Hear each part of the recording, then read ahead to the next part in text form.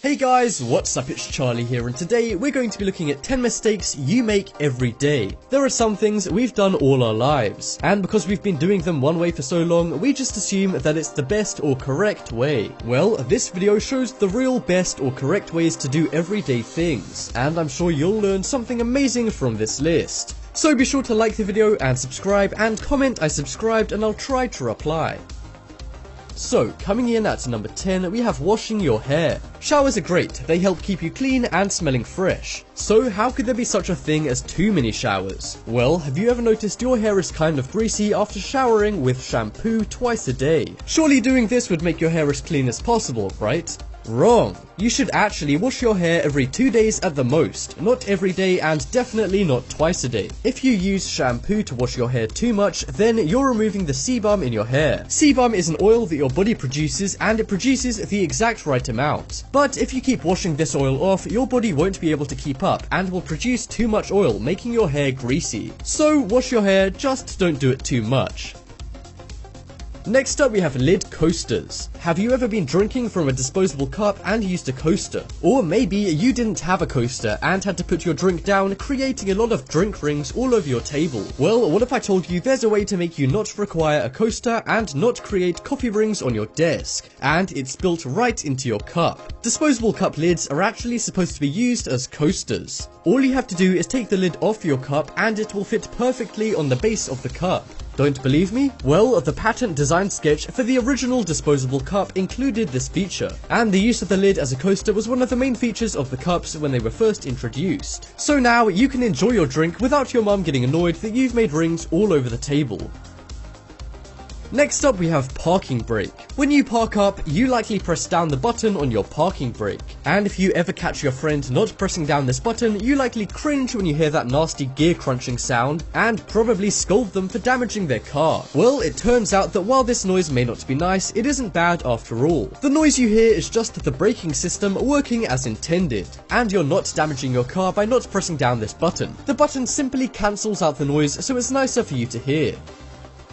Next up we have plungers. When you picture a toilet plunger, you likely think of this, right? Well, if you do, you're wrong. These are called cup plungers, and they should only be used for sinks, as they can't completely seal off liquids. What you should actually be using for your toilet is something you've likely never seen before. Flange plungers are plungers that are designed specifically for toilets. However, despite the flange plunger being the correct product, most stores don't even sell them, simply because people are used to using a cup plunger. Technically, the cup plunger does a good enough job, but it's nowhere near as effective as a flange plunger.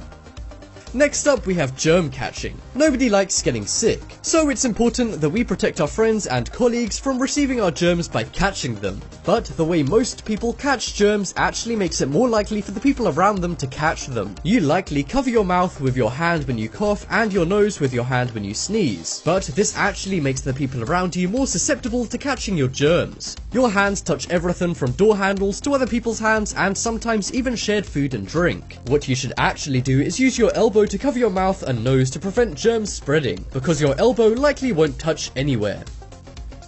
Next up we have cutlery placement. When you finished eating, you likely just put your knife and fork anywhere on your plate, but there are actual etiquette rules that many people follow. It might be more relaxed in your own home, but at some people's houses, restaurants and dinner parties, you should use these rules, because the way you place your cutlery could be considered rude if you don't do it right. If you're taking a rest from eating, you should leave your knife and fork like this. When you're ready for the next course, you should make a cross with your cutlery. When the meal was great, leave your cutlery facing to the right. When the meal is simply over, you can leave your cutlery facing upwards. And if you did not enjoy the meal, then you should leave your cutlery in a triangular shape. These rules should help you not to embarrass yourself by accidentally showing someone that you didn't like their food.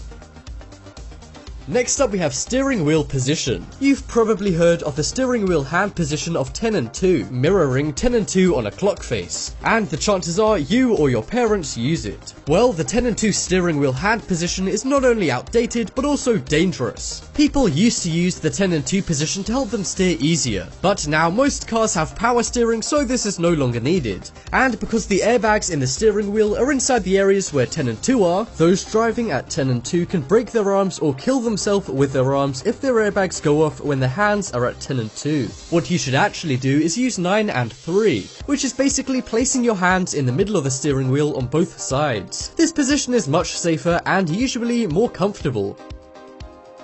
Next up we have lipstick. A lot of women simply put on their lipstick by using the outline of their lips, but this is often inaccurate and it's hard to apply lipstick exactly around the edges of your lips. And then, as we all know, mistakes can be made. Instead, use your lipstick to draw an X shape onto your lips. This way your lips won't look like a lumpy M shape and will look sharper and more attractive. After drawing the X as a guide, you can fill in your lips as you would normally. This isn't just good for making lipstick easier to apply, it also gives your lips a fuller look and is bound to make men go crazy.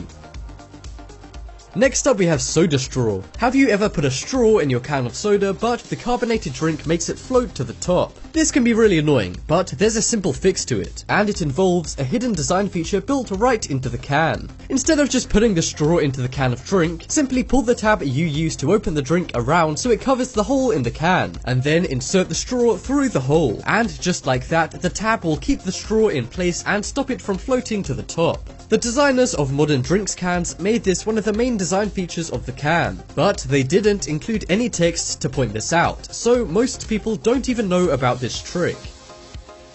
Next up we have peeing standing up. Most males over the age of 2 pee standing up. This is commonly seen as the best option, and people often feel bad for women who have to sit down to pee. Well, it turns out that women might not have it so bad. Peeing sitting down actually makes it easier for pee to exit the bladder, because when you're sitting down, the bladder is in a more appropriate position to move liquids out. And you don't need to worry about missing the toilet bowl if you have bad aim. Not that I know anything about that, of course, I'm just saying, for a friend. And that just about wraps up this video. Check out the poll in the top right corner and you guys can vote for the mistake you make the most. But as always, thanks for watching, check out some more videos on screen right now, leave a like if you enjoyed, and if you haven't already, what are you waiting for? Subscribe.